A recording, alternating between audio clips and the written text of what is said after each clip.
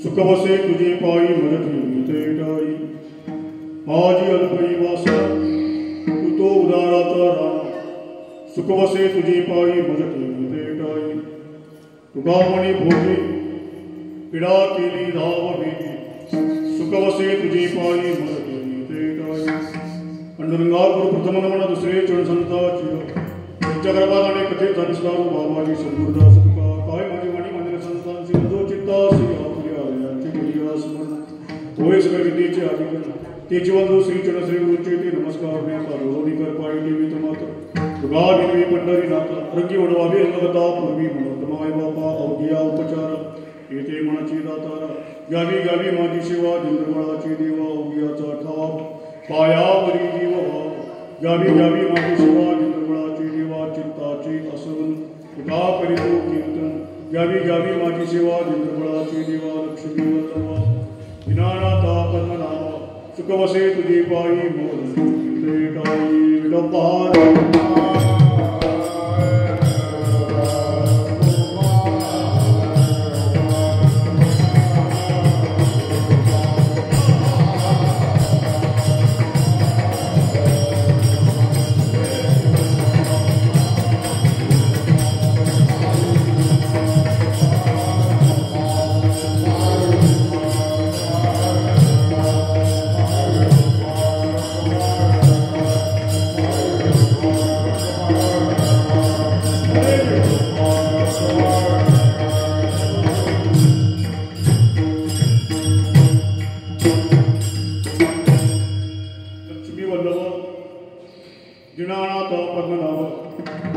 सुखवसे तुझे पायी सेवेसाठी समजले जातात जगदवंत जगद्गुरु वीरवैष्णव संत श्रेष्ठ शिरोमणी विषय विध्वंसक श्रीमंत श्री जगद्गुरु तुकोबारांचं मागणीकर प्रकरणातील असणारा अभंग तुमच्या ग्रंथ ज्ञानेश्वरी पारायणच्या माध्यमातून आजची जागराची कीर्तन सेवा धर्माचं अनुष्ठान करणारा जो वारकरी पंथ आहे तो वारकरी पंथ भक्ती संप्रदायामध्ये अत्यंत श्रेष्ठ असा असणारा महाराज संप्रदाय सगुणाची उपासना करत असताना निर्गुणाचं ज्ञान प्राप्त होईल तोपर्यंत सगुणाची उपासना करणारा एकदा का निर्गुणाचं ज्ञान प्राप्त झाल्यानंतर ती सगुणाची उपासना जी आहे ती सुरुवातीच्या कालावधीमध्ये मूर्त रूपामध्ये असते कालांतराने ती जी उपासना सगुणाची उपासना आहे ती व्यापक स्वरूपामध्ये होते कारण निर्गुण परमात्मा जो आहे तो व्यापक पण जो व्यापक परमात्मा आहे ते ब्रह्म आहे ब्रह्म आहे ते व्यापक आहे म्हणून सगुणाची उपासना करत असताना मूर्त रूपामध्ये करत असताना ती व्यापक स्वरूपाची असते ज्ञानोबराच्या भाषेमध्ये बोलायचं म्हटलं तया सर्वात्मका ईश्वर स्वकर्म कुसुमाची आज्ञा पूजा केली अपार कोशाला अपार परमात्म्याला प्रसन्न करून घेण्याकरता जी उपासना केली जाते ती खऱ्या निर्गुणाची उपासना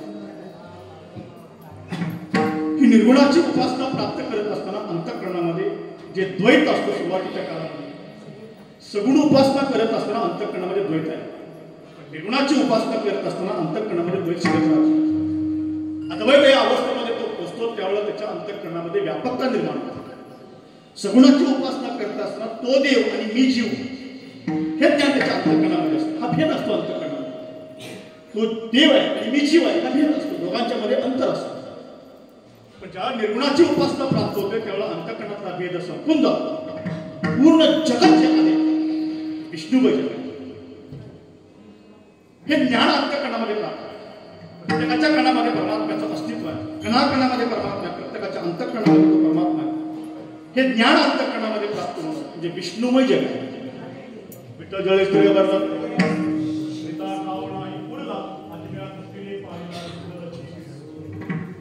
विठ्ठल व्यापक सप्तही पाताळी विठ्ठल विस्तारिला जनी विठ्ठल मुनी मानसी हे तत्वज्ञान अंतःकरणामध्ये टाकतो. ही व्यापक स्वरूपाचं ज्ञान आहे. पण जीव जो आहे तो परमात्म्याचा अंश आहे. पण हे ज्ञान प्राप्त होतं कुणाला? त्याच्या अंतःकरणामध्ये, म्हणजे ज्याला सद्गुरूची कृपा प्राप्त होते. आणि सद्गुरूंच्या माध्यमातून तत्वमसी महावाक्याचा बोध एकदा प्राप्त झाला की तू कोण आहे हे ज्ञान सद्गुरू प्राप्त करून देतात. एरवी मी जीव आहे असा म्हणणारा तो जीव कालांतराने प्रेमात्मा ब्रह्म ही भाषा तो बोलतो. अहम ब्रह्मास्मी एका न्यायाने नित्य परमात्म्याचं चिंतन करतो. मग मी जर माझा अंतःकरणातला असणारा जीव जर परब्रह्म आहे तर इतर जीव वस्तू या जगतामध्ये ज्या ज्या कोणी असतील त्या दिसतील ते सगळं परब्रह्म आहे. हे ज्ञान त्याच्या अंतःकरणात निर्माण होतं. मग त्याची उपासना करत असताना, साधना करत असताना सत्य बोले मुखे दुःखवे अनेकाच्या दुःखी हीच विष्णुती महापूजा.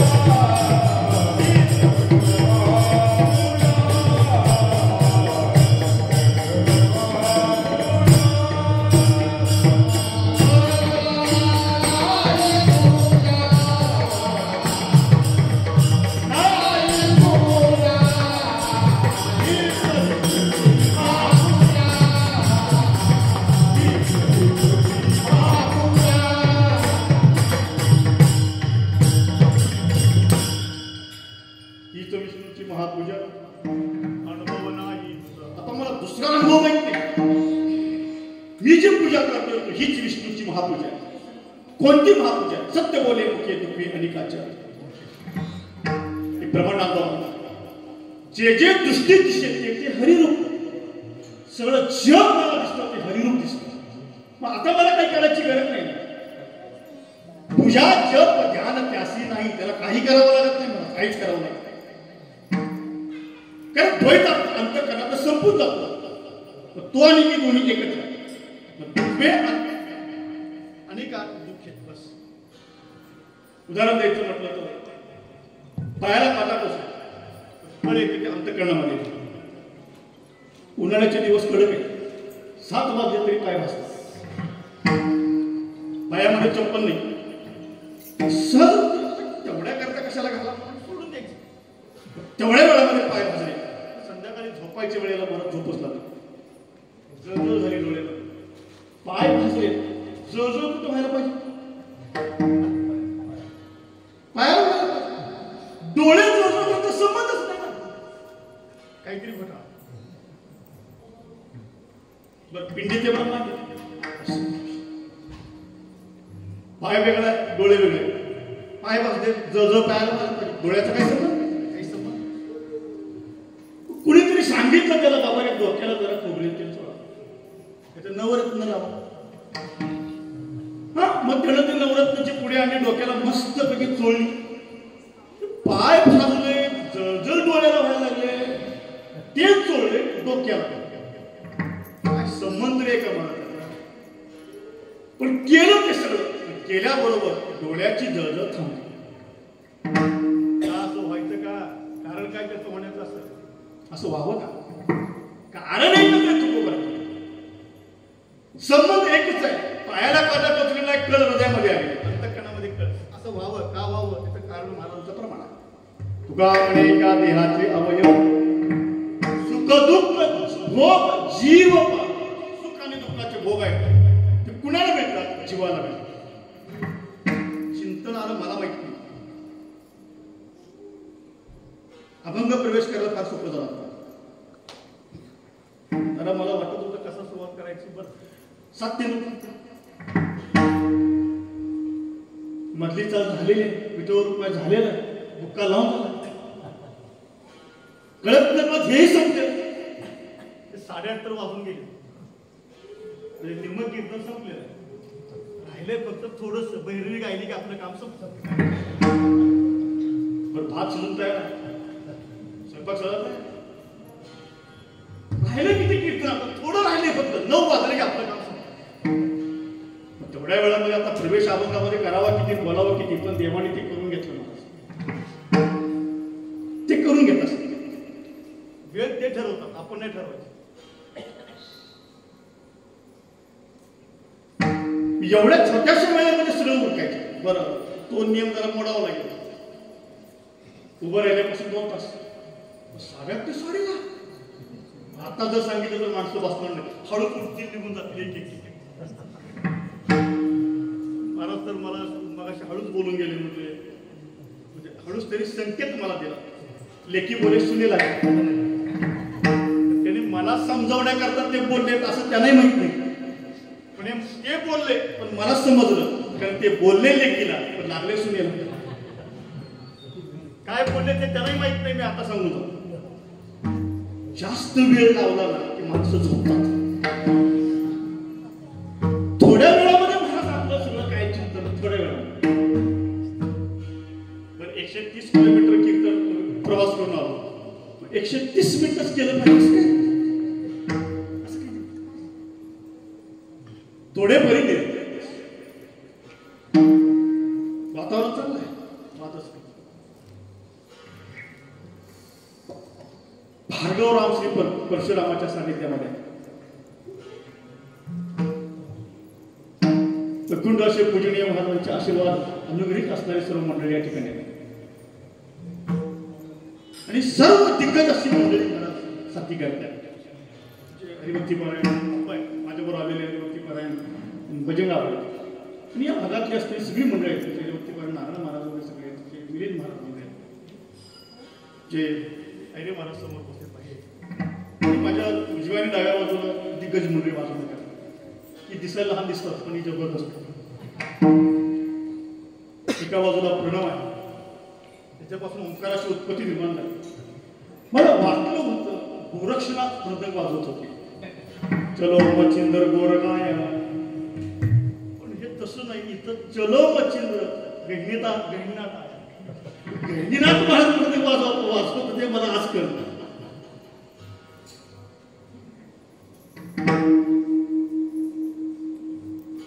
पोटभर खावं असं वाटतंय, पण वेळेची मर्यादा लक्षामध्ये घेता फार सुंदर चिंतन आपल्या समोर मांडण्याचा प्रयत्न सद्गुरू कृपेने करतो. तुका म्हणे एका देहाचे आवडे, सुखदुःख भोग जीव. उदाहरण देऊन तुम्हाला गेलो मी. पायाला पकड होतो, अंतःकरणामध्ये कळलं, डोळ्याला पाया भाजले, डोळ्याला जळजळ झाली, ते डोक्याला चोळलं तर सुख झालं डोळ्याला. सगळ्या गोष्टींचा सारासार विचार केला तर असं का व्हावं, कायचं उत्तर तुकोबाने देतात. एका देहाचे अवयव आहेत ते, त्यामुळे सुख दुःख कुणाला प्राप्त होतो. डोळा असेल, अंतःकरण असेल, मस्तक असेल, पाय असेल, हे एका देहाचे अवयव आहेत. पण याच्यातलं सुख दुःख कुणाला प्राप्त होतं. डोळ्याला समाधान, जीव नावाची वस्तू या देहामध्ये त्याला समाधान प्राप्त, जीव नावाची वस्तू आहे त्याला सुख प्राप्त. भ्रमात रमणा मला शरीराला सुख प्राप्त होत नाही का नाही. शरीराला आणि शरीराला समाधान प्राप्त होणं असं वाटणं हे अज्ञान आहे. शरीर दुःखाचे कोठा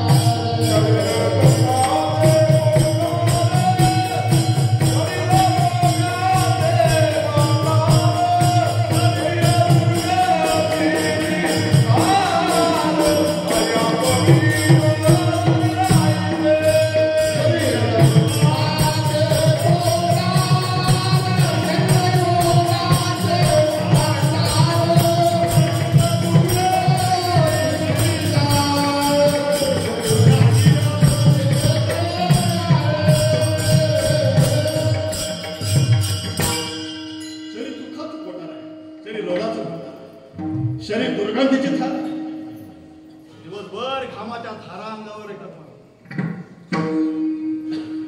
माफी म्हणून बोलतो, आमच्याकडे दोनदा आंघोळ करायची पद्धत नाही, तुमच्याकडे केल्याशिवाय जमत नाही. मला कसा अनुभव प्रवासात ना आलो की आमच्याकडे म्हणतात हातपाय धुवायला पाणी देऊ का, तसं इकडे म्हणत नाही. इकडं महाराज आंघोळ करून घेत आहे, कारण इकडं आपली सवय घामाच्या धार लागतात. तसंच जर थांबलं ना तर दुर्गंधी येते शरीरात. जर दुःखाचा कोटार आहे, अनंत प्रकारचे दुःख या शरीरामध्ये, रोगाचा खंडार आहे, अनंत प्रकारचे रोग या शरीरामध्ये येतात. एक वाक्य सांगितलं, जग फार सुंदर आहे, पण जगातल्या चांगल्या वस्तूंचा संबंध या शरीराशी आला की ती वस्तू बिघडते. नाना सोद्रवे गोमटी शरीर मिळाली अपैठी, पोवंटाची किरीटी मळूची जेवली. मला जास्त विस्तार मांडायचं नाही, एका वाक्य सांगून जातो. आमच्याकडे राजपुरोहित स्वीट मार्क आहे, प्रसिद्ध आहे. तुमच्याकडे मिठाई दुकान कोणत्या मला हिरापन, हा हिरापन, बहादूरशाही नाका, बहादूरशाही नाक्यावर उभं राहिले. तुमच्याकडे हिरापन नाही, आमच्याकडे राजपुरोहित. दुकानच्या समोर उभं राहिलं की तोंडात लाल सुटतो, पण डायबिटीस खाऊन देत नाही.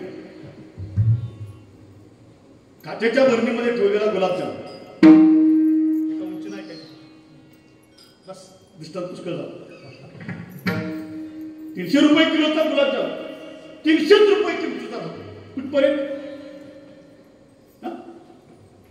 कुठपर्यंत काचेच्या बरणीत आहे. बरं, तिथून आणला आणि समोर ठेवला, तोपर्यंत किंमत किती, 300 रुपये किलो. जोपर्यंत खाल्ला नाही तोपर्यंत 300 रुपये किलो. म्हणून म्हणे का उंची नाही का. एकदा खाल्ला आता पुढे होऊन खाल्ली किती मळूची मल आहे, मल खाण आहे, तोडक्यात देते. संबंध आला कशाशी, शरीराशी. खाल्ला नाही तोपर्यंत 300 रुपये किलो, अशी अवस्था आहे. 1200 रुपये डझन आंबे आहेत, खाल्ले नाहीत तोपर्यंत 1200 रुपये डझन. ते मला जास्त बोलायचं नाही, समजून घ्या. हे शरीर का घाण आहे, दुर्गंधित आहे, दुःखाचं कोठार आहे ते शरीर. म्हणून शरीराला सुखाची अपेक्षा शरीराकडून कधी करायची नाही.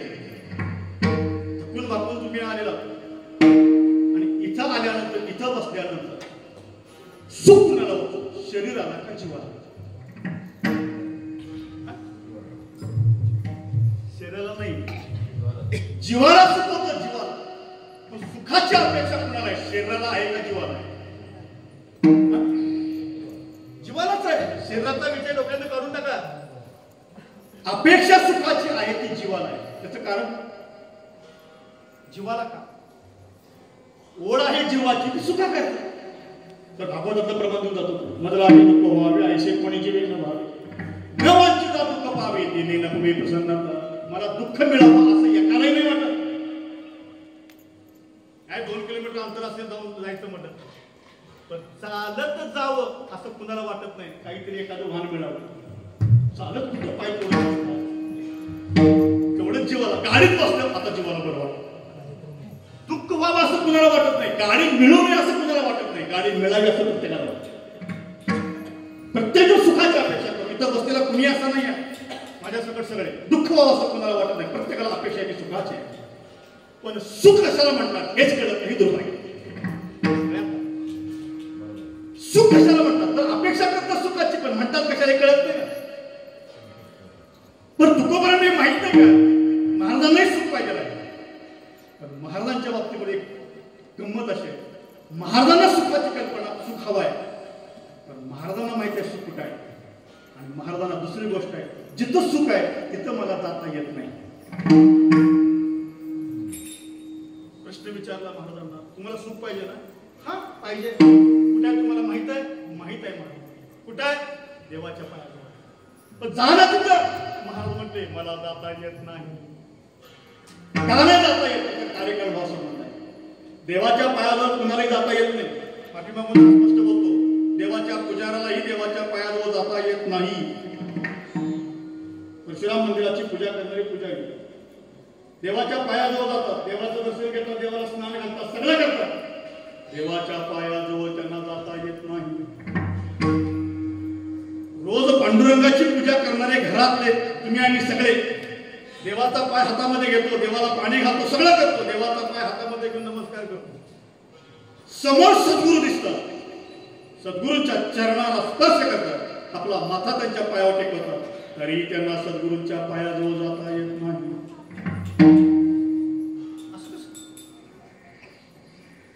त्याचं कारण आहे, आम्ही जे समोर देवाच्या पायाजवळ आहे पण जाता येत नाही असं म्हणता काय? कारण ते जे जाणं आहे ते वेगळं आहे. महाराजांना ज्या अपेक्षा तिथं जायचंय ते त्यांचं कारण वेगळं आहे. तुम्ही आम्ही प्राकृतिक रूपाने त्यांच्या पायाजवळ आहे, पण लौकिकाने त्यांच्या पायाजवळ जाणं म्हणजे काय? देवाचे पाय म्हणजे देवाचं स्वरूप, आणि देवाच्या स्वरूपाला प्राप्त होणं म्हणजे देवाच्या पायाजवळ जाणं. तिथं जाणं आहे, तिथं राहणं आहे, तिथून पुन्हा परत माघारी घेत नाही. देवाच्या एकदा पायाजवळ गेले की परत माघारी यायची. सद्गुरूंच्या जवळ जाणं, सद्गुरूंच्या पायाजवळ जाणं, सद्गुरूंच्या पायाची सेवा करणं म्हणजे काय? त्या सद्गुरूंचं स्वरूप आहे, त्या स्वरूपाला प्राप्त आपणा सारिके करती तात्काळ नाही काळ वेळ तयार. ते ज्या पदावर आहे ते पद त्या साधकाला, त्या शिष्याला प्राप्त करून देतात. आता ते आणि मी वेगळे नाही, देव आणि मी आता वेगळा नाही. मी तू पद जाऊ दे तुरी एकाची कोंबडी पांघरू हरी, ही अवस्था प्राप्त अवस्था. आणि एकदा का त्या अवस्थेमध्ये गेलं की दुःख नावाची वस्तू आमच्या अंतःकरणातली संपून गेली. आता दुःख शिल्लक राहिलं नाही. आता आम्ही अवस्था कोणती भोगतोय? अनंत जन्मीचा अशी नाही, एका जन्माचा नाही. महाराज म्हटले त्रिविध तापाची झाली बोलवण, देखील चरण वैष्णवांचे. त्यांचं चरण बघितले म्हणजे त्यांचं दर्शन झालं. पण दर्शन या शब्दाची व्याख्या काय? आम्ही आता गेलो मंदिरात, सगळे आलेल्या मंदिरात गेले, दर्शन घेऊन आले. तुम्हाला देवाचं दर्शन झालं? परशुरामाचं झालं? बोला. नाही म्हणावं तर खोटं आहे, जाऊन आलो. दर्शन झालं तुम्हाला? नाही. का नाही झालं? दर्शन होणं या शब्दाचा अर्थ आहे मागील परिहार पुढे नाहीशी झाल्या दर्शन एक वेळ. एकदा का देवाचं दर्शन झालं की अनंत जन्माचं दुःख निवारण झालं पाहिजे. पुढे आता आमच्या जीवनामध्ये दुःख कधीच आलं नाही पाहिजे. सर्व सुखाची प्राप्ती आमच्या जीवनामध्ये होणं याला दर्शन म्हणतात. धन्य आज दिन झाले संतांचे दर्शन. काय झालं महाराज त्यांच्या दर्शनानं? तुकोबराय स्पष्ट बोलले, झाले बापाचा पाठी दैन्य गेले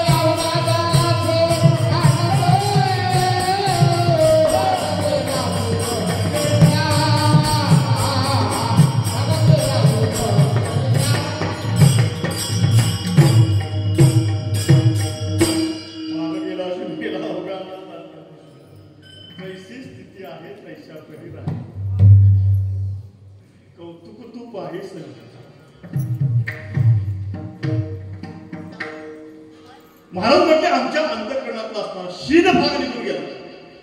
भाग निवारेला शीन आजी बरवे झाले, माझे माहेर भेटले, डोळा देखील सज्जन भाग निवारेला शीन. अनुभव आम्हाला काहीतरी आला पाहिजे. देवाच्या दर्शनाकरता जायच्या अगोदरही तसंच चेहरा, आणि देवाचं दर्शन घेऊन आलो तरी तसंच चेहरा. मग गेलताच कशाला? जाऊ झालं का तिथं?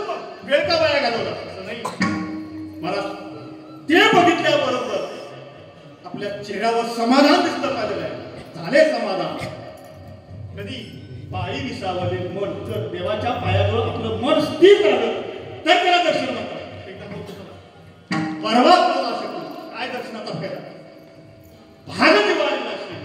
तुमचे झाले या दर्शन जन्म मरण नाही या आता जन्म नाही मरण नाही तुमचं दर्शन झालं भाग निवारला शील देवाच्या दर्शनामध्ये एवढं सामर्थ्य प्राप्त म्हणून प्रमाण देऊन गेलो झाली या दर्शन एकदाच दर्शन सारखं नाही गेलं तुम्ही कधीतरी विचार केला सारखं सारखं तुम्ही तिथं जर गेला त्याला कसं वाटत असेल तुम्हाला जर भेटायला सारखा सारखा 5 मिनिटांना आला सारखा कसं वाटत रे बाबा जा आता घरी असं म्हणतो ना मग त्याला सारखं सारखं जाणत का एकदाच जावं तृप्त व्हावं इच्छेने पावलं तुका म्हणे धन्य कथा तुझा प्राप्त व्हावा हे कधी होईल महाराज बोला जास्त वेळ लावलं का दृश्य दृष्ट आणि दर्शन ही त्रिपुटी आहे त्रिपुटी आहे तुकोबांच्या जीवनामध्ये अवस्था प्राप्त आहे त्रिपुटीचा नाश व्हावा सांडिले त्रिपुटी दीप उजळला घटी महाराज म्हणतात ज्ञानाचा सूर्य माझ्या अंतःकरणात प्रकाशमान झाला आणि त्रिपुटीचा ऱ्हास झाला दृश्य दृष्टा आणि दर्शन म्हणजे दर्शन ते दर्शन एकदा झालं ना की जे दृश्य मी बघत होतो जे बघत होतो बघता बघता तोच झाल्यानंतर मधलं अंतर संपलं जे मधलं अंतर आहे ते दोन मधलं अंतर आहे ते द्वैत मधलं अंतर आहे ते दुःख आहे सगळं संपलं जीवच प्रमुख झाला देव पहावयाचे गेलो ते देव जीवन ज्ञानोबराला तेवढं सुद्धा मला जड झालं त्याला बघताना मधलं अंतर ज्ञानोबराला जड ज्ञानोबरा काय म्हटले पाणी पाणी म्हणजे आडनाव नाही पाहणारे कोण ज्ञानोबर आहे ज्याला पाहतात तो दृश्य आणि पाहणं ही क्रिया ज्ञानोबर आहे म्हणजे पाहणे जरा मागो मला तो दिसत नाही आपण काय करतो एखादी गोष्ट आपल्याला दिसत नाही म्हणतो तर समोर येणाऱ्या माणसाचं डोकं त्याला काय जरा मागच दिसत ना ते डोकं नाही बाजूला सारायचं जे तुम्हाला आम्हाला दिसत नाही ते ज्ञानोबरानं दिसत होतं काय दिसत होतं पाहणं ही क्रिया जरा आली ती क्रिया बाजूला सरळ टाकली मग आता राहिले किती 3 होते 2च राहिले आणि ज्या 2 मध्ये सुद्धा ज्ञानोबरामध्ये आता एकालाही बाजूला टाकलं आता एकच झालं एक दिवशी अवस्था प्राप्त द्वंद्वामधून द्वैतामधून अद्वैतामध्ये प्राप्त व्हावं लागतं जीवपणा शिल्लक राहिला की दुःख अनुभवावं लागतं आणि जीवाचा जीवपणा संपला की सुखाकार वरती जीवाच्या अंतःकरणामध्ये प्राप्त होतो मग अपेक्षा कुणाला आहे जीवाला अपेक्षा आहे पण जीवालाच का अपेक्षा आहे त्याचं कारण आहे जीवाची उत्पत्ती कुणापासून आहे शरीराची उत्पत्ती पंचमहाभूतापासून आहे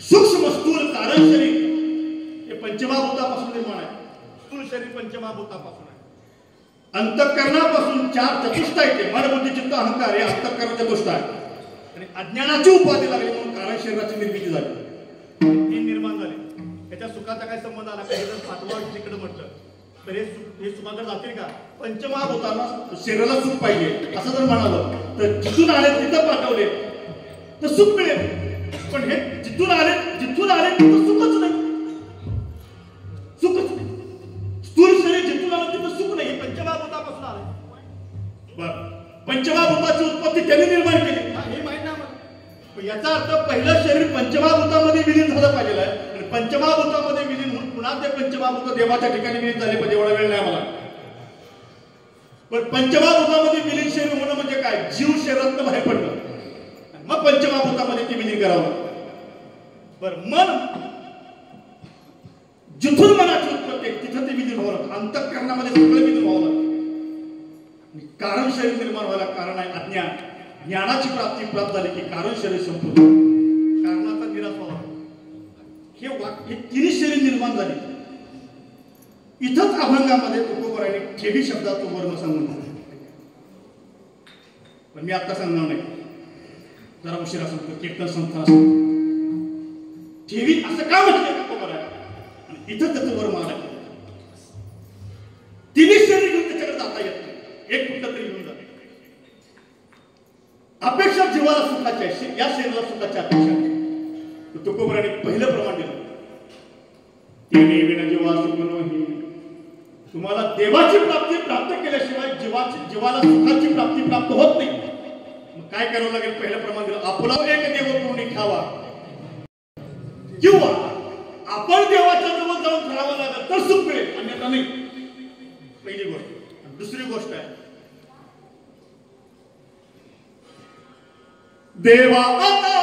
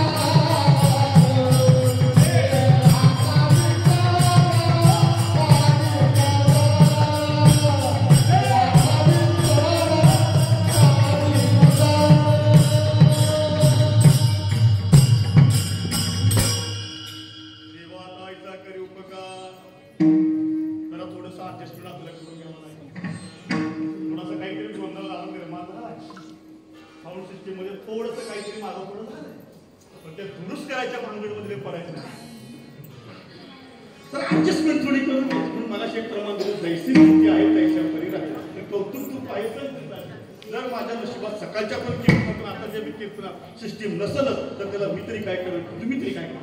सकाळी जागा हीच गोष्ट असं होतं. मी तुम्हाला दोष नाही देत, तुम्ही नाराज नाही.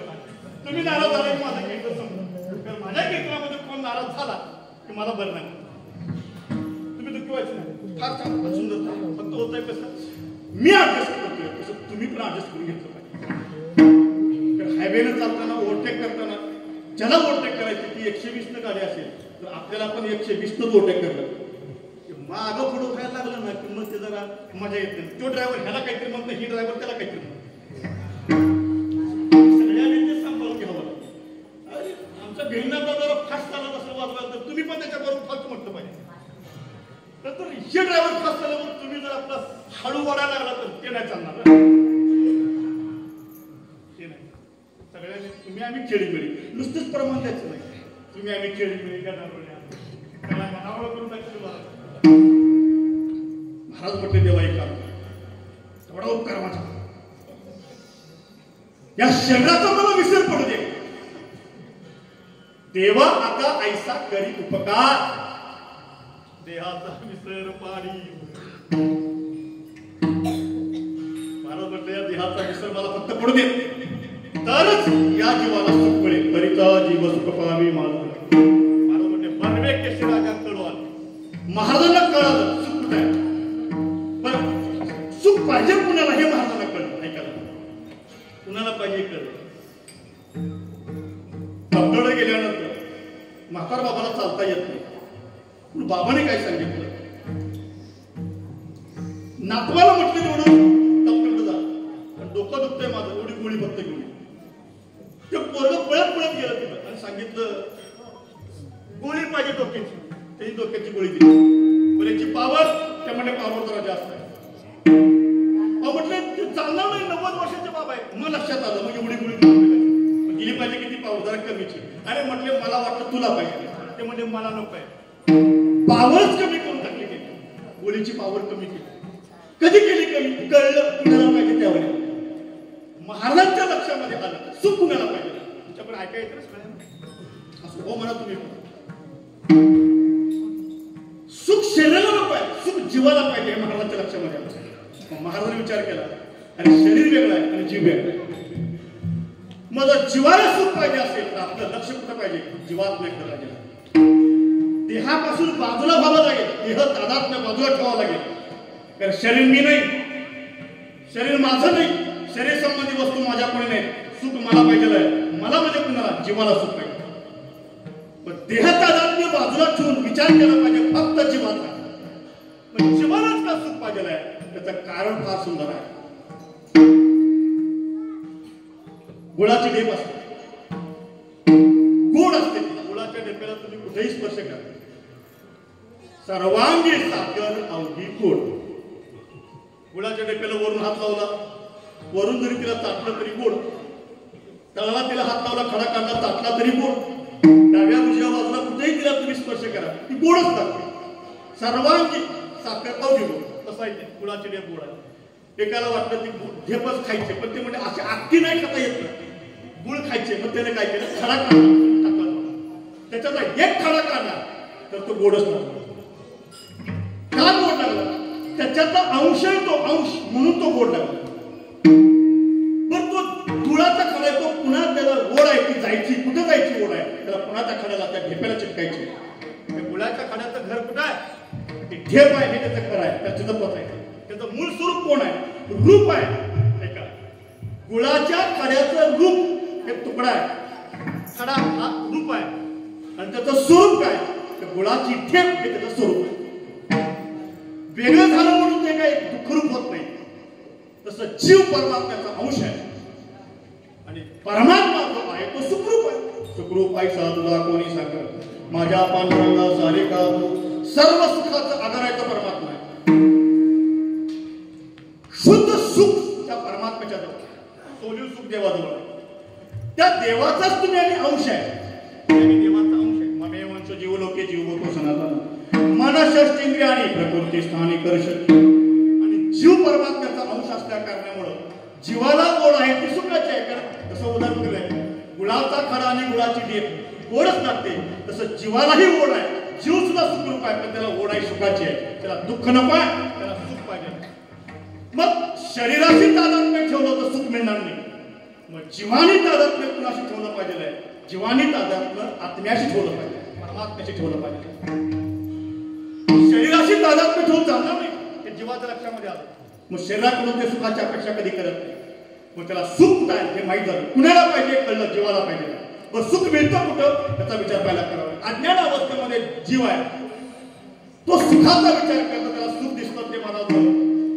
संसारामध्ये त्याला सुखाची सुख लक्षामध्ये येतं, पण तो संसारामध्ये सुख शोधायचा प्रयत्न करतो. पण संसारामध्ये सुख नाही करत. जन्मानी मृत्यू ही दोन्ही टोकं जर पाहिली तरी दुःखाची टोक आहे, इथं सुख नाही प्राप्त होत. अगा जन्मने आत्वाने म्हणे यात सातची किमान म्हणे, या जीवलोकी मी म्हणे संसार संसार दुःख मूळ चौकडे विश्रांती नाही कोटे रात्र दिवस तळमळ. काम क्रोध लोभ शुनी पाठी लागले उडाळ, कवडा मी शरण जावो दृष्टी देईल निर्गुण. संसारच दुःख आहे, शंकाच नाही याच्यामध्ये. एक नंबर 2, दुःख बांधवडी आहे हा संसार. सुखाचा विचार नाही कुठे, तिथे सुखाची अपेक्षाच करायची नाही. ढेकणाची बाज आहे, भरले सगळे ढेकणच आहे त्याच्यात. दिवसभर काम करून कंटाळला राहण्यातला तो माणूस आता निवांत झोप लागेल म्हणून त्या खात्यावर झोपला. तर एकदा जोपर्यंत सुरुवात झाली नाही सैन्य उठलं नाही तोपर्यंत, पण एकदा का ते सैन्य जर उठलं आणि चावायला सुरुवात केली तर त्या ठेकण्यानं भरलेल्या बाजेवर झोप लागेल का? लागणार नाही. मृत्यूलोके सुखाची कहाणी, नायकीचे कवनाची कहाणी. मृत्यूलोकामध्ये सुख आम्हाला मिळेल ही शाश्वतच नाही आहे जगतामध्ये. सुख मिळत नाही मृत्यूलोकामध्ये. मग सुखच नाही का मृत्यूलोकात? आहे मला सुख आहे, पण संसारामध्ये सुख प्राप्त होत नाही. पण विषयाचं चिंतन करावं आणि मग विषय भोगून सुख मिळवावं तर विषयामध्ये सुद्धा सुखाची प्राप्ती प्राप्त होत नाही. होत नाही. फार विषय अवघड आहेत मला. एक नगर पंचीकरण मध्ये फार सुंदर प्रमाणात दृष्टांत आहे. एका माणसाला त्या नगरातनं पलीकडे जायचं, तो माणूस होता आंधळा. मग त्यानं विचारलं या नगरातनं मला पलीकडे जायचे, पण या नगराला एकच वेश आहे, दरवाजा एकच आहे. तुम्ही त्या दरवाजातून जर बाहेर पडला तर तुम्ही बाहेर गेला. मग मी जाणार कसं? मला कोण पोच करणार आहे? मधनं जर चालत गेलो तर मला काही माझ्या हातामध्ये साधन नाही, मला नेणार कोण नाही, धरून देणार. एक काम करा, मग हा तुमचा जो उजवा हात आहे त्या उजव्या हाताला धरत धरत धरत पुढे तुम्ही जावा. आणि एकदा का तुमच्या लक्षामध्ये आलं की तर भिंत संपलेली आहे, मोकळा दरवाजा तुमच्या लक्षात आलं की तिथं बाहेर पडायला निघून जावं. बिचारा पोचलं केलं तर त्या भिंतीला धरत धरत धरत धरत धरत धरत ते गेलं. आता राहिलं होतं किती? थोडस एवढंच फक्त राहिलं होतं, पण आता जाया काय दुर्भाग्य त्या माणसाचं. महाराज त्याला गशकर नावाचा रोग झाला. तिथपर्यंत पोहोचतोपर्यंत त्याला काही झालं नाही, पण तिथं पोचायला आणि या बाजूला खाजवायला सुरुवात झाली. पण हा हात काय तिथपर्यंत पोहोचला, ह्या हाताला जायचं म्हणत त्यानं शेवट एक गोष्ट अशी केली, हा हात सोडला आणि इकडून सुरुवात केली. आणि हे सुरुवात करत असताना सुरुवातीला जरा बरोबर कुणे कधी कुणाला काही, पण दोन बोटाच्या बेचक्यामध्ये खाजवायला सुरुवात जर झाली तर जरा बरं वाटतं. आणि नंतर जरा हळूहळू मग ते बोटाने खाजवणं बरं वाटत नाही, नखाने. मग खाली काटूक असतं, पडेल ते दगड असतो, काय सुरुवात होते. मग इतकी सुरुवात होते, आणखीन जरा बरं वाटतं. किती बरं वाटतं मला. मग ते काटूक नाही बरं, दगड नाही बरं वाटत, काही धारदार शस्त्र त्यानं सुरुवात होते. ते खाजवता खाजवता रक्तबंबाळ झालेलं असतं.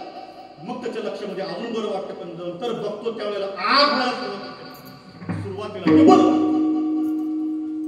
त्याला इकडचा हात त्याला पोचेना, म्हणून हा हात जो त्याचा महत्वाचा होता तोच हात त्याला सोडला आणि इकडून सुरुवात केली. जरा बरं वाटतं, इतकं बरं वाटलं. नंतर जरा ते विसरलं, त्याच्या लक्षात आलं आपल्याला ज्या हाताने जायचंय, म्हणून त्यानं काय केलं, पुन्हा तो विसरला कुठला हात होता हेच ते विसरलं. त्यानं नेमका हा हात धरला आणि जायला सुरुवात केली. पण इथून पोचायचं होतं, त्यानं हात धरला ते पुन्हा माघारी. ते माघारी कुठे गेलं? जिथं पहिला माणूस भेटला होता त्यानं सांगितलं या हाताला धरून जावा. ते म्हणजे माघारी का आला नाही, म्हणजे बरोबर चाललंय की मूर्ख हात म्हणले उजव्या हाताला जायला सांगितलं होतं. मग तुम्ही हात कधी बदलला? मग लक्षात आलं जिथं सुरुवात झाली तिथून म्हणजे हात बदला. मी ती गोष्ट सांगत नाही, तुमची आमची तीच अवस्था आहे. कुठंतरी आम्हाला सुख दिसलं जे नव्हतंच त्याला खाजवताना बरं वाटलं, तसं तुमचं आमची अवस्था आहे. मोक्षाच्या रेषेवर आम्ही येऊन थांबलोय. संत भेटले असते आम्हाला. छोटं उदाहरण देऊ. कुबेर पुत्र नर आणि मैरी आपल्या स्त्रियांच्या बरोबर दिवस अवस्थेमध्ये सरोवरामध्ये स्नान करतो. बहु अवघड आई संत भेटले, पण भेटले होते नारद महर्षी. नारायण नारायण नारायण त्या स्त्रियांच्या कानावर शब्द आला होता, पळाल्या साधल्या झाडामागे जाऊन लपल्या. पण हे उन्मत्त कामासक्त होते. बर सत्ता होती, कुबेराचा पुत्र आहे. 2 लाख खात्यापासून उड्या मारतो महाराज. ते तर कुबेराची पोरं महाराज तशीच उभी राहिली. नारद महर्षी भेटले होते, जाऊन सरळ लागेल पत्कारली असती, उद्धार झाला असता. उन्मत्त अवस्थेमध्ये तसेच उभे राहिले. नारदाने शाप दिला, वृक्ष वेणूमध्ये जावं लागेल. वृक्ष झाले दोन्ही, उद्धाराच्या रेषेवर पोहोचले होते. साधूचा अंकीला हरिभक्त मोक्ष वेटी आला. मोक्षाच्या रेषेवर पोहोचले होते, पण दुर्भाग्य होतं मला कळलं नाही. उन्मत्त अवस्था.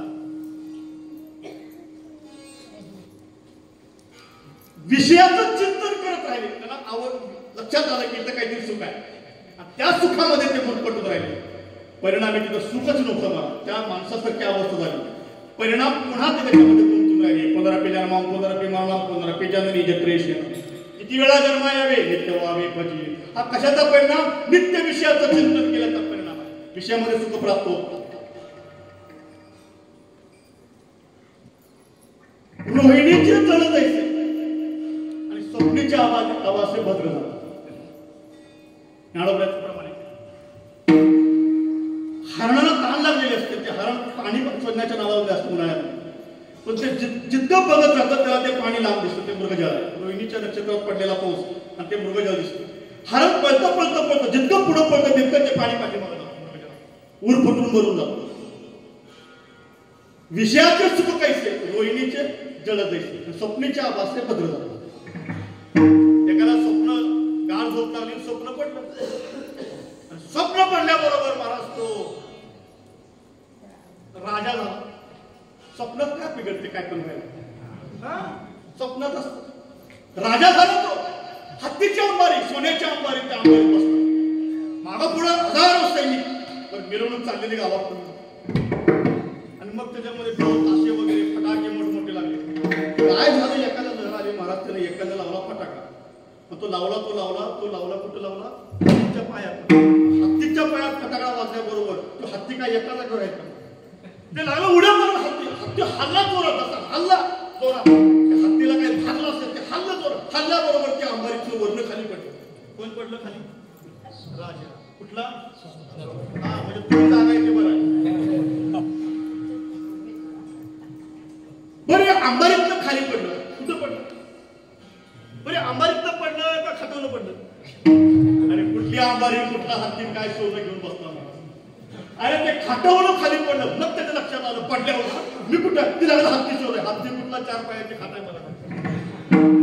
राजा नाही बिजा नाही, माझं मनात फाटलेलं त्याचं. मला जर काय येण्याचा बाजार सगळा काय नव्हतं. बायको वगैरे डोक्याचा मला ऐकायला म्हटले का?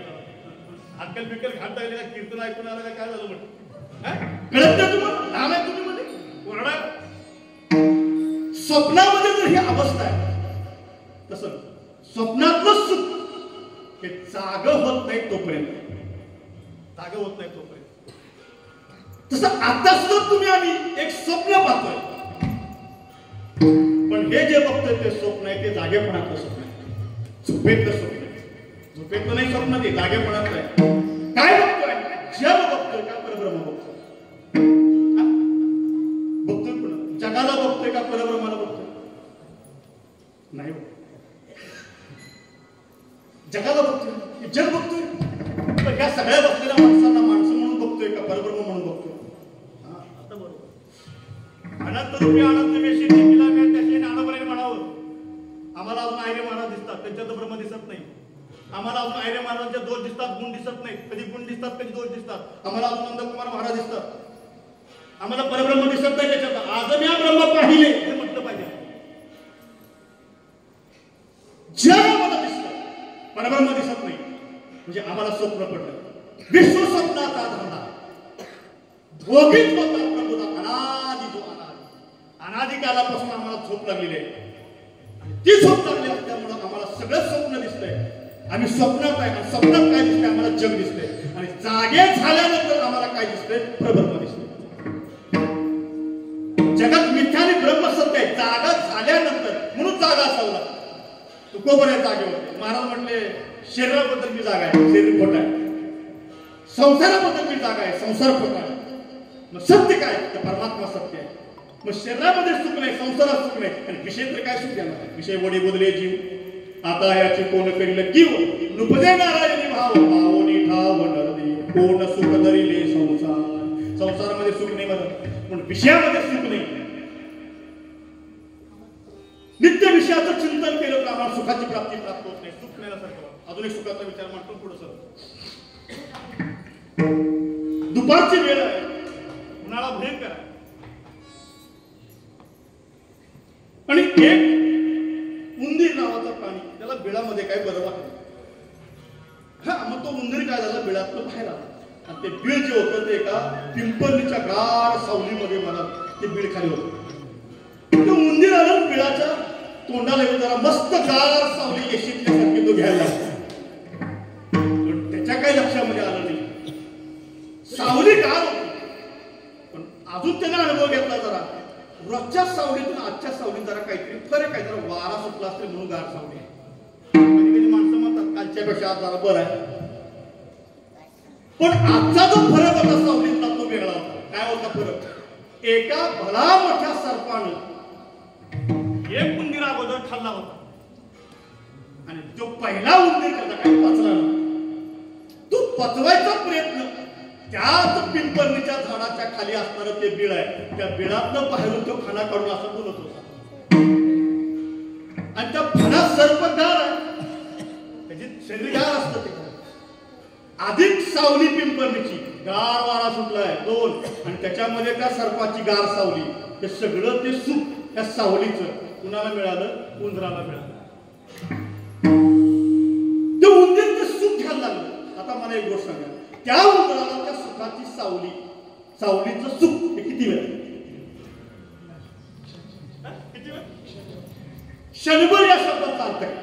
जोपर्यंत पहिला खाल्लेला उंदीर पचला नाही आणि आता भूक लागली आहे म्हणून दुसरा उंदीर शोधायचा प्रयत्न त्याने केला नाही, तोपर्यंत त्या उंदराला सुख आहे. उंदीर पचला पहिला, आता भूक लागले, आता काहीतरी भक्ष्य शोधलं पाहिजे म्हणून इकडं तिकडं बघायला सुरुवात केली आणि लक्ष जर त्या उंदरावर गेलं तर आयती शिकार गावली आहे. तोपर्यंत एकदा का त्या सापाचं लक्ष त्या उंदराकडे गेलं की त्याला ते गार सावलीचं सुख संपलं. मी त्या उंदराची गोष्ट सांगित नाही, असे लय उंदर बिळाच्या बाहेर आहेत.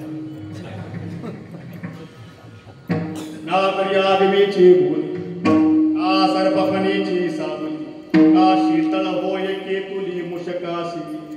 जसं त्या उंदराला ती सावली ही सुख देत नाही, दिसायला ते सुख आहे पण असायला सुख नाही, तसं तुमच्या आमची अवस्था आहे. मला क्षणभर सुख आहे, तसं तुमच्या आमच्या जीवनामध्ये काही वस्तू क्षणभर सुख देतात.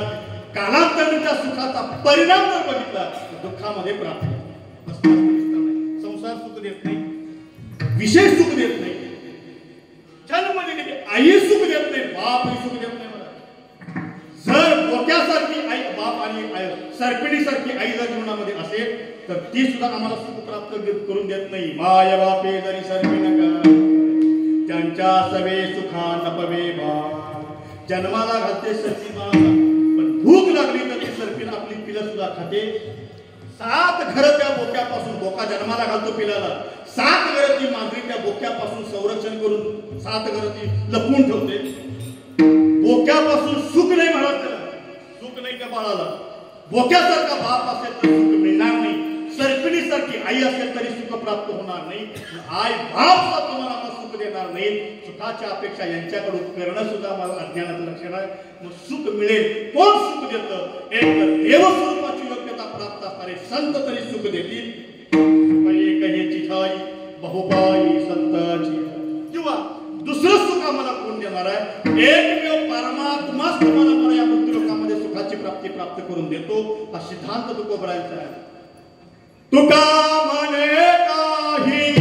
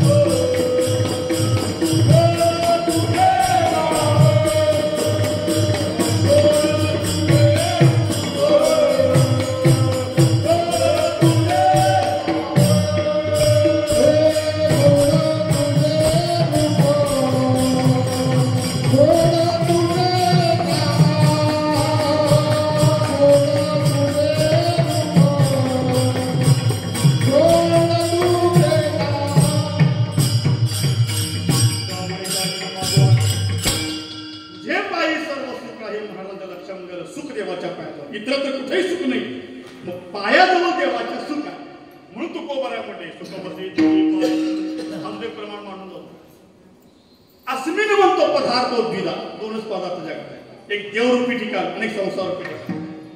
पण संसाराच्या ठिकाणी सुख नाही, मग आता कुठं आहे? देवाच्या ठिकाणी. एक तरी पैसे बँकेत तरी भरले असतील, नाहीतर पैसे कपाटात तरी असतील. दोनच गोष्टी.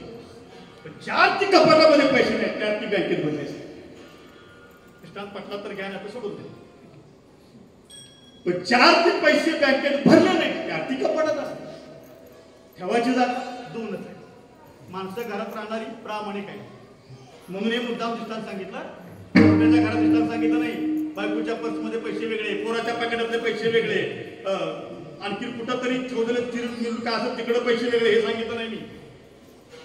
दोनच ठिकाण आहे, एक कपाट नाही तर बँक. एक तर संसारात सुख नाही महाराजांनी शोधलं, मग सुख कुठं आहे? देवाच्या पायात. पहिलं प्रश्न. महाराज म्हटले आम्ही जिथं राहतो तिथं ज्यात आम्हाला सुखाचा अनुभव येत नाही, त्यात सुख तिथं नाही. आम्ही राहतो कुठं? संसारात राहतो.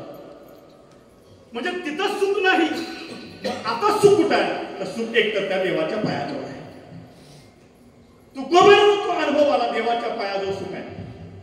म्हणून तुकोबाला म्हणजे देवा मला तुझ्या पायाजवळ मला ती जागा प्राप्त करू. सुख बसे तुझी पाय. आमचा गोंधळ काय झालाय? आम्हाला यातलं ज्ञानच नाही, म्हणून आम्ही नको तिथं सुख शोधायचा प्रयत्न. जिथं आहे तिथं शोधत नाही, नाही तिथं सुख शोधल्याशिवाय मला त्याचा विस्तार नाही करायचा. म्हणून म्हटलं मला तिथं ठेव. पण ठेव का म्हटले? एक गोष्ट आहे, सुख देवाच्या पायाजवळ. महाराज तुम्हाला माहिती आहे, तुम्ही जाऊन राहणार तिथं. महाराज म्हटले मला जाता येत नाही. का जाता येत नाही? एक तर स्थूलाचं निरसन करावं लागेल. आहे शरीर घेऊन जात नाही. स्थूलाचं निरसन करावं लागेल, सूक्ष्माचं निरसन करावं लागेल, आणि कारणाचं निरसन करून महाकारण अवस्था प्राप्त करून घ्यावी लागेल. मगच तुझ्या पायाजवळ मला जाता येईल. मगाशी जे बोललो ना, पुजारी देवाच्या पायाजवळ असतं पण ते पायाजवळ नसतं, त्याचं कारण ते आहे अवस्थेमध्ये पोचावं लागेल. स्थूल सूक्ष्म कारण या तिघांचा निराश करून महाकारणाच्या अवस्थेत पोचलो की देवाच्या पायाजवळ जाता येईल. तसं जाता येत नाही. प्रमाण देतो.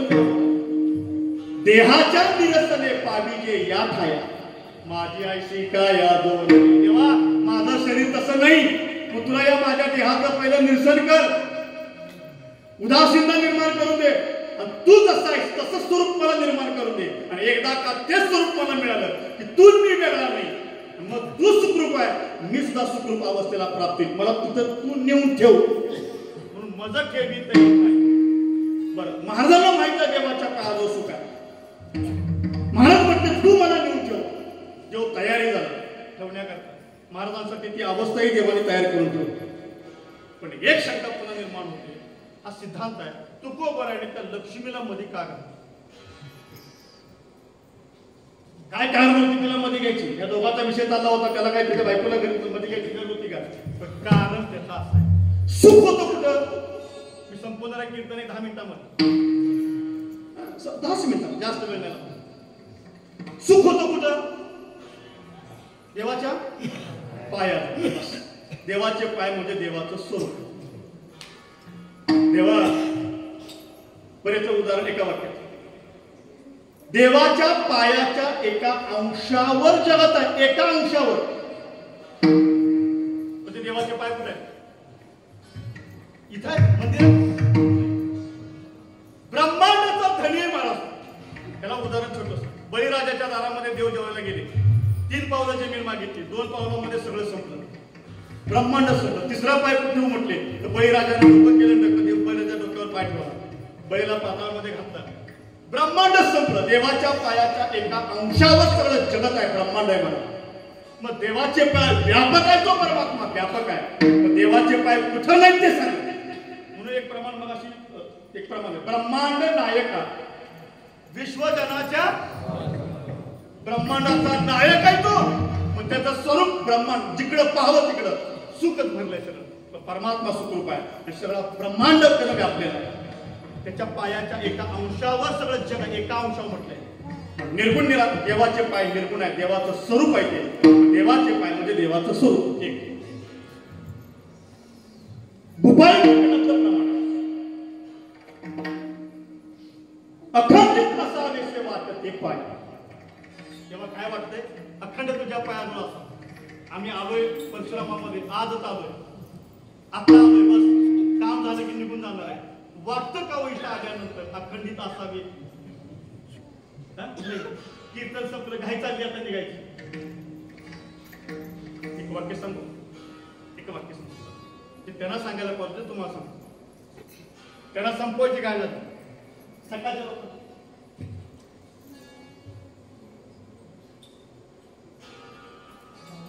बसलेल्या स्त्रियांसाठी उदाहरण.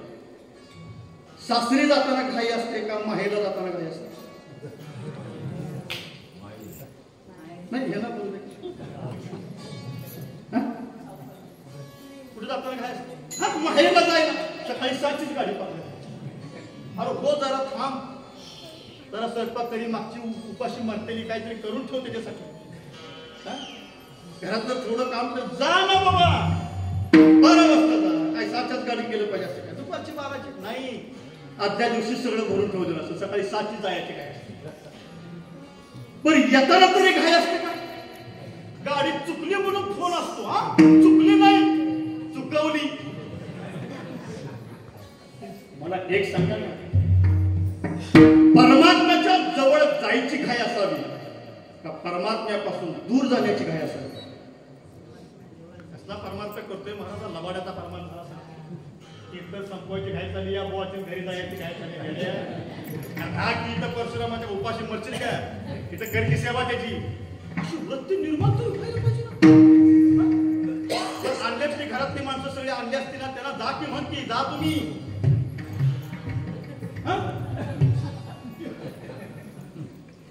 त्यांना बी सोडा तयार नाही, पण याच्याजवळ राहायला बी तयार नाही. कसं म्हणायचं सुख बसेल तुझे पाहिजे ही वृत्ती निर्माण होईल का? तुकोबराच्या अंतःकरणात ती वृत्ती होती. अरे चला तुम्ही कीर्तन ऐकणार, मी कीर्तन सांगणार, कसला गदाड आहे मला? हे तेवढं कुठं सांगणारा बॉय, तुम्ही तेवढं कुठं ऐकायचं? आता तुकोबराच्या महाराजांनी आभार येत असताना वृत्ती कशी होती ना, अखंडित असावे वाटत. तुझ्या पायाजवळ देवा अखंड असावं, अखंड. म्हणून एक काम कर, लय संकोच मनात येऊ देऊ नकोस. तुम्हाला जागा कशी द्यावी? काय दे तुला जागा मागितलंय गुंठावर? हा नंदकुमार महाराज, परशुरामाच्या ठिकाणी मी काय गुंठावर जागा मागितली नाही, एवढीशी जागा. पण सावनी संकोच मनात येऊ देऊ नको. आला असला संकोच तेवढा सहन कर. ठाव थोडासा दे, जागा दे, थोडीशी जागा मला दे, बाकी काय देऊ नको. महाराजांचं वचन असेल म्हणजे वृत्ती महाराजांची कशी झाली, सुखाकार झाली. सुख हे महाराजांना कळलं देवाच्या पायाजवळ आहे. पण महाराजांनी लक्ष्मीला मध्ये का आणलं? त्याचं कारण आहे, पाय कुणाच्या ताब्यात आहेत? पाय लक्ष्मीचे हाती. तेव्हा सुख देशील, मला जागा देशील, आणि तिला विचार आमचं फोन पेचं अकाउंट सगळं तिच्या नावावर, रिचार्ज मारायला सुद्धा वय ग, बॅलन्स संपलाय, मग तेवढं टाकी 240चा. कुणाला सांगते? बायकोला. काम करते कोणी? बॅलन्स मागून घेते तिच्याकडलं. सगळं आमचं संसार येण्याचा बाजार सगळा. जिथं सुख आहे ते पाय देवाचे लक्ष्मीच्या ताब्यात आहे. तुमचं आमचं काय घेऊन असतं? म्हणून तुकोबराने पहिल्यांदा विनंती केली, जी लक्ष्मी देवाच्या पायाजवळ आहे, पाय लक्ष्मीचे हाती, तिशी येतो का कुठती. आणि ती लक्ष्मी कुठे राहते? लक्ष्मी देवाच्या पायाजवळ आहे, पाय लक्ष्मीच्या ताब्यात आहे. आणि लक्ष्मीचा मालक कोण आहे? तर देव आहे. म्हणून तुकोबराने पहिल्यांदा सांगितलं, लक्ष्मी वल्लभा, लक्ष्मी वल्लभा. देवा सुख तुझ्या पायाजवळ करून मला दे. लक्ष्मीला प्रसन्न करून घ्यायचा नंबर 2, दीनानाथ शब्द वापरला. दिन अधिक अनाथ. माय जगन्नाथ, बाप जगन्नाथ, अनाथाचा अनाथ जनार्थ. तू संसार रातांची सावली, अनाथ जीवांची माऊली, अमुते की प्रगटली तुझी कृपा. अरे आमच्याकरता मृत्यूलोका जन्माला आलाय, मग दीन आहोत आम्ही, दुःखी आहोत. आमचं दुःख निवारण करण्याचं काम तुझं आहे, म्हणून आम्ही तुला शरण आलोय. अनन्य चिंतयंत मामे जनापरी उपासते तेषां नित्यानियुक्तानां योगक्षेमो महाम्यम. ऐसे अनन्य गतिके चित्ते चिंतित साधे माते. जे उपास तीर्थयाचे सर्वस्व मी करेन, सगळं मी तुझं करेन. अनन्य भावानं देवाला शरण जावं लागेल. आम्ही दीन आहे, दुःख आहे आमच्या जवळ, आणि त्या दुःखाचं निवारण होण्याकरता तुला शरण आलोय. मग तो का म्हणे, भोगे केली पीडा धाव वेगे. आणि याच्याकरता महाराजांनी दुःख निवारण निवारण करणारा तू आहेस म्हणून महाराजांनी सांगितलं दीनानाथ हे म्हणायचं कारण. आणि तिसरं कारण पद्मनाभा का म्हटले तर ज्याचा अधिकार त्या देवाचा आहे, ज्याचे नाभी कमळी जन्म चतुराला, ज्याचे नित्य तेज उदासन, ज्याचे निजप्रभा प्रकाश रवी केला, ज्याने पडवून वेद केला शहाणाओ ऐसा लागविया माया सूत्रधारी. सगळी सूत्र या जगाची त्याच्या ताब्यात आहे. तू जगाचा ब्रह्मांड नायक मालक आहे, विश्वचालक तू आहे. म्हणून तू कोबरा म्हटले देवा सगळं सत्ता तुझ्या हातात आहे, तू उदाराचा राग. आणि माझी ही अल्प वासना आहे, सगळं तुझ्या ताब्यात आहे. माझं एवढं मागणं आहे, एवढं तू फक्त मान्य करतो, मला बाकी काही देऊ नको, फक्त मला तुझ्या पायाजवळ जागा प्राप्त करून दे. लक्ष्मी वल्लभा दीनानाथ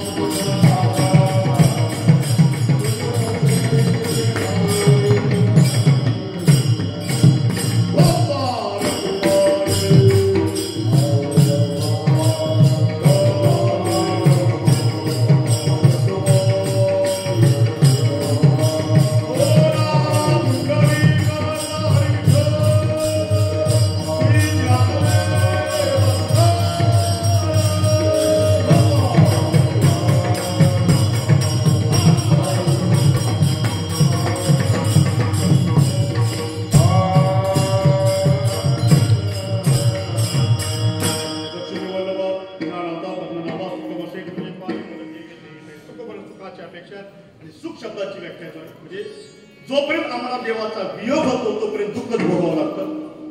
तुको ज्ञानोबायांचे प्रमाण आहे. पडले दूरदेशी म्हणजे आतेले माणस, नको नको वियोग दुःख होता ती देवापासून दूर गेला तुम्हाला दुःखच भोगावं लागेल. देवापासून लांब गेला दुःखच भोगावं लागेल. नित्य देवाच्या सानिध्यामध्ये आम्ही राहिलो सुखाकार वक्ती अंतःकरणात निर्माण होते. म्हणून खरंच न जोडीता पारता ते जे होय सर्वता दुःखाचे. वियोग झाला की दुःखच भोगावं लागेल, ही अवस्था आहे वियोग होणं सुद्धा. पण आम्हाला कोणत्या अवस्था पाहिजे किंबहुना सोय जीव आत्म्याची नाही एक जे होय तया नाम सुरू. जीवाचा जीवपणा संपूर्ण जीव ब्रह्मरूप अवस्थेला प्राप्त झाला एकदा की सुखाकार वक्ती जीवाच्या ठिकाणी प्राप्त होते. मग जीव ब्रह्मरूप कसा होईल आपण दोन सूत्र सांगून जातो. फक्त देहावरची देहतादात्म्य अवस्था बाजूला काढायची, आत्मैक्य वृत्ती निर्माण व्हावी लागते. आपलं नित्य लक्ष परमात्म्याच्या जवळ आत्म्याच्या ठिकाणी परमात्म्याजवळ असलं पाहिजे. देहाबद्दल उदास राहावं, नित्य देवाचं भजन करावं. उदासीनाचा देह ब्रह्म साधकाची दशा असावी उदास, उपाधी नसावी अंतर्बाह्य. कोणत्याही उपाधीशी संबंध न ठेवता अखंड परमात्म्याचं नामचिंतन केलं तर नामचिंतनाने सुख द्यायचं काम तो परमात्मा करतो. तुम्हाला सुखाकार वृत्ती प्राप्त करून देतो आणि ते सुख परमात्म्या जवळच आहे. परमात्म्याच्या व्यतिरिक्त ते कुठेही सुख नाही. नित्य देवाचं चिंतन केलं तर देव तुम्हाला मला सुख प्राप्त करून देतो. हा विचार तुकोबर आहे तुम्हाला मला या मंत्राच्या माध्यमातून प्राप्त करून देतात. येतामध्ये येता अवकाश आपण चिंतन आपल्यासमोर मांडलेलं आहे. अतिक्रांत समय झालेला आहे. म्हणजे 7 ते 9 म्हणता 7:30 ते 9:30 म्हणता 10 वाजले.